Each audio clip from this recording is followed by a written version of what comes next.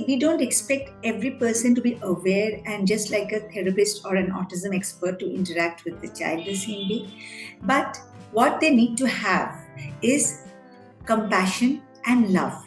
Now, let me tell you an instance where there's a child, a small child of kindergarten. He's going to school and he's repeatedly making sounds like he's screaming and shrieking in the classroom, which definitely affects other children in the classroom as well.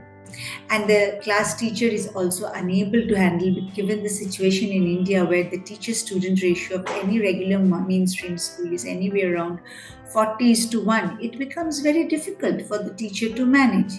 Then complaints start pouring in from other parents that there is one child in the classroom who makes some kind of different sounds and is crying and sometimes throwing up on the floor. Our children are getting disturbed. Now that situation becomes very difficult for the school authorities to manage.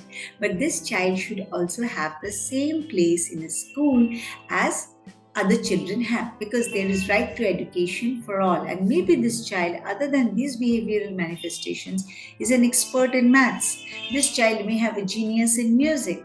So this child should not be denied, the autistic child, from the regular mainstream education. So for that matter, in a structured environment, there should be enough amenities, like a school, amenities present in the form of remedial classrooms, occupational therapy, sensory rooms, where for that time they could be taken out and given a respite and then brought back. Now, what if this situation happens on the road? Then, if a child is having meltdown, is that if a child wants a packet of chips and this child immediately wants to grab that, and the child is not structured, there are methods of special education which structures the child, that how the child should make a request and how often the child should be rewarded, etc. If suppose this parent of this child is not trained properly and the child has a meltdown on the road, is lying on the main road and nobody can do anything, in such situations, what people need to do first is understand that this child has a problem. The first and foremost thing that they should do is ask the parent that how can we help you? And from the parent's perspective also, the parent should say, my child has a disability. My child has autism. Please help me. Because many a times we see parents live with the stigma and taboo and they would like hush it up and say, no, it's fine, leave us alone. If we do that way, then the society is never going to come and help us. We have to have a positive approach towards the society. Then we see that a lot of times there are many people in the neighborhood, on the main road.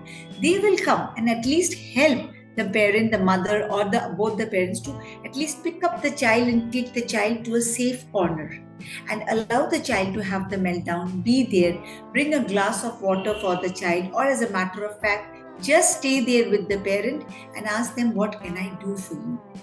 Because there had been several incidents, like one of the parents who come to our organization where we work as a parent empowerment program. The parent, she had a child with autism who was 8 years old and he was quite obese, and not everyone can manage a private transport. So they were traveling by auto rickshaw, and it so happened the auto rickshaws tire, one of the wheels, got on the mother's dorsum of the toe. She immediately had a fracture. Now that she had a fracture, she was lying on the road. She couldn't do anything. And this child, having autism, he was running back and forth along the streets, busy road. It was a busy road. And the mother was shouting only at the top of her voice, please stop my child, please stop my child, because she couldn't walk. And the child was really uncontrollable because he was excited, he was worried, seeing his mother in that situation. So there were a group of college students, it just happened outside Jadavpur University campus, who ran to this child, held the child by his hands and brought him near the mother. And then they just sat with the child. They were getting also, it's not that the child was calm enough. The child was hitting them because he was trying to come out. And then a few other people called the police. The mother was taken and then they arranged for a cab and took the mother to the hospital along with this child. Now, such situations are very common. And in those situations, it is important for people to understand if a child is running around, if a child seems not answering to the question, not looking, making eye contact, or doing certain behaviors which so called don't look normal, then immediately at least don't let the child be alone. Be there with the child and bring the child to a safe corner. If you found this video helpful, don't forget to give it a thumbs up and share it with your friends and leave your thoughts in the comments below. And of course, subscribe for more content on health and lifestyle.